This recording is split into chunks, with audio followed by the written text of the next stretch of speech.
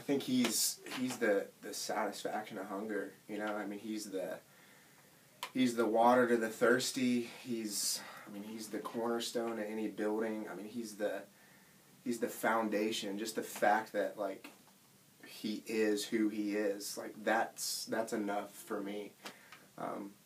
I know as I was younger, I always thought it was things that you check off of a list as you kind of find out like who you are and who Jesus is. You know, it's these building blocks, and now that I understand him more, you know, it's not so much of anything to me that's per se, I guess, organized. It's so much more of a relationship. It's so much more of a day-to-day intimate conversation. You know, I've grown more in the quiet place than I ever have at Grace Midtown on Sunday nights, or even the BCM on Tuesdays, or house church on Thursdays.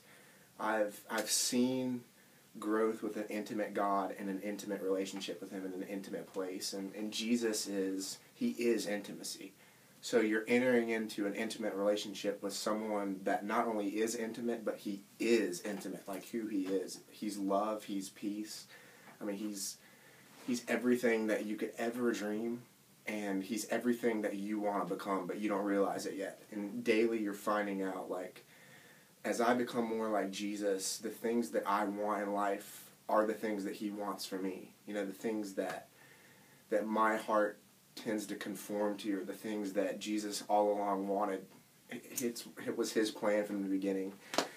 And Tyler's in the window, but to me, I mean, that's who Jesus is. He's complete satisfaction. He's the infinite bridge between my depravity and his divinity. You know, there's got to be some sort of medium between us and something that's unreachable.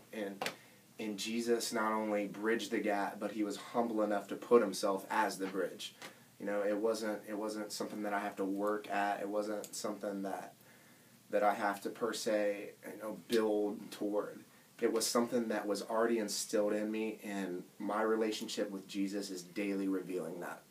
And that's salvation. It's not something that was worked into me. It's something that's revealed. So I don't ever want to get discouraged because I'm not where Louis Giglio is, or I'm not influencing numbers of people like Billy Graham is. That's not my mission. That's not who I'm called to be. I'm called to root myself in Christ, and then I'm going to bear the fruit in the harvest time that Jesus has for me to bear. And I'm not called to look like someone. I'm called to be like a God. I'm called to be like a Jesus.